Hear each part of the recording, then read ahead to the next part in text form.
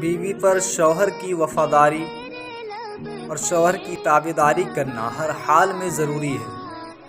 اس لیے کہ اس کا فائدہ صرف دنیا میں نہیں بلکہ اخروی فائدے بھی حاصل ہوتے ہیں، آخرت میں بھی اس کا فائدہ ملتا ہے۔ سرکار دو عالم صلی اللہ تعالیٰ علیہ وسلم کے زمانے میں ایک عورت کا شوہر سفر پر کہیں تشریف لے گئے اور جاتے جاتے اسے یہ کہہ دیا کہ تم اپنے گھر سے باہر نہ نکلنا، تم اپنے گھر میں رہنا۔ چنانچہ اللہ کی شان یہ، اس عورت کے والد بیمار ہو گئے اور اس نے سرکار دو عالم صلی اللہ تعالیٰ علیہ وسلم کے بارگاہ میں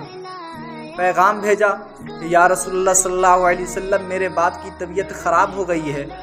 اور میرے شوہر کا یہ حکم ہے کہ میں گھر سے باہر نہ نکلوں، کیا میں اپنے باپ کی عیادت کے لیے، کیا میں اپنے باپ کی بیمار پرسی کے لیے جا سکتی ہوں؟ سرکار دو عالم صلی اللہ تعالیٰ علیہ وسلم کا ارشاد ہوا کہ نہیں، جب تمہارے شوہر کا حکم ہے تم اپنے گھر سے باہر نہ نکلو، بلکہ تم اپنے گھر میں رہو، صبر کرو۔ چنانچہ دن بدن اس باپ کی طبیعت اور زیادہ خراب ہوتی چلی گئی۔ پھر اطلاع کی یا رسول اللہ صلی اللہ علیہ وسلم،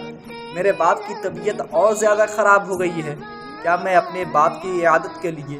ان کی بیمار پرسی کے لیے جا سکتی ہوں؟ سرکار کا جواب آیا کہ نہیں، تمہارے شوہر کا حکم ہے تم اپنے گھر میں رہو، صبر کرو۔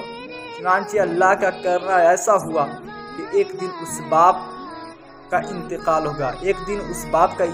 ہو گیا اور اپنے مالک حقیقی سے جا ملا۔ ذرا اندازہ لگائیں کہ اس عورت کے دل پر کیا گزری ہوگی۔ اس نے سرکار دو عالم صلی اللہ تعالیٰ علیہ وسلم کو پیغام بھیجا،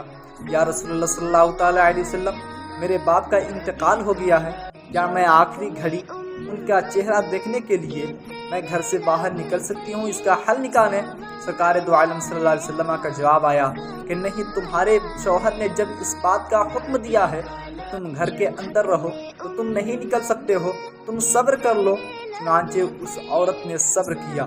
چنانچہ اس عورت کے باپ کی تدفین کر دی گئی۔ اس کے بعد سرکار دو عالم صلی اللہ تعالیٰ علیہ وسلم نے اس عورت کے پاس ایک پیغام بھیجا اور اسے کہا کہ سنو،